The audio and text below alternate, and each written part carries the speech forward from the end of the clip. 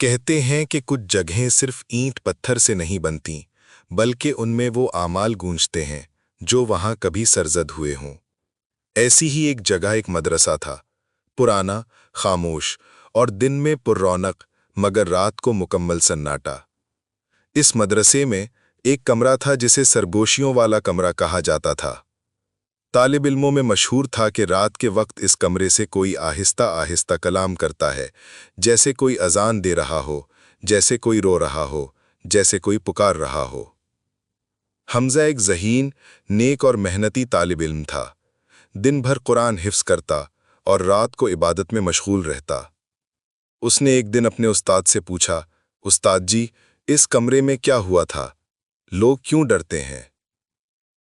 استاد نے گہری سانس لے کر کہا، بیٹا، کچھ باتیں جاننا فائدے کے بجائے نقصان دہ ہوتی ہیں۔ بس یاد رکھو، رات کو اس طرف نہ جانا۔ مگر حمزہ کے دل میں تجسس جاگ چکا تھا۔ اسی رات جب سب طلباء سو چکے تھے، حمزہ نے وضو کیا، قرآن تھاما اور دبے قدموں اس کمرے کی طرف بڑھنے لگا۔ دروازے پر پہنچا تو عجیب سی ٹھنڈک محسوس ہوئی، جیسے ہوا میں کوئی دکھ چھپا ہو۔ دروازہ ہلکا سا کھلا اور اندر سے جیسے کسی نے آہستہ آواز میں کہا، آجا۔ حمزہ چونک گیا، لیکن وہ دلیر تھا اور اندر چلا گیا۔ کمرہ سادہ سا تھا، ایک پرانا قالین، دیواروں پر قرآنی آیات اور ایک گوشہ جو اندھیرے میں چھپا ہوا تھا۔ حمزہ نے قرآن کھولا اور تلاوت شروع کی۔ جیسے ہی اس نے اعوذ باللہ من الشیطان الرجیم کہا، کمرے میں ایک سرد لہر دوڑی۔ پھر اچانک دیوار سے ایک سرگوشی ہوئی، تو کیوں آیا ہے؟ یہاں تو کوئی نہیں آتا۔ حمزہ نے قرآن کی تلاوت جاری رکھی، پھر آواز بدل گئی، تو بھی ان جیسا ہے جنہوں نے مجھے قرآن سے محروم کیا۔ حمزہ کام گیا، مگر اس نے پڑھنا نہیں چھوڑا۔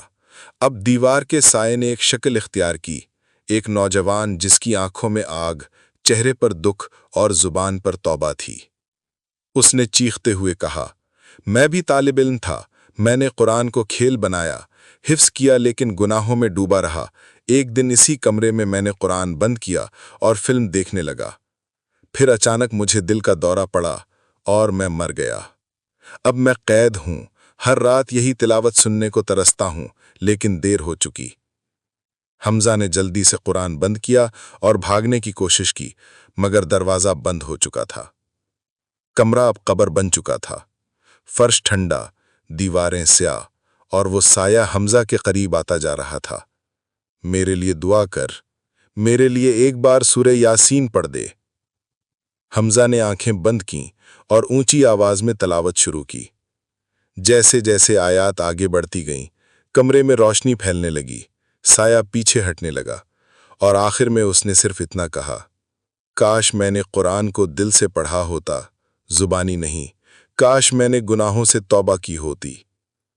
دروازہ کھلا اور حمزہ باہر نکل آیا، پسینہ پسینہ، لرزتا ہوا۔ حمزہ نے اگلے دن مسجد میں اذان دی اور لوگوں کو جمع کیا، کہا، قرآن صرف الفاظ نہیں، روشنی ہے، اسے زندگی بناؤ، نہ کہ صرف امتحان کا حصہ۔ کمرہ آج بھی موجود ہے، مگر اب وہاں طلباء جا کر تلاوت کرتے ہیں، اور جو کوئی قرآن سے کھیلتا ہے، اس کی نگاہوں میں وہ سایہ دوبارہ زندہ ہو جاتا ہے۔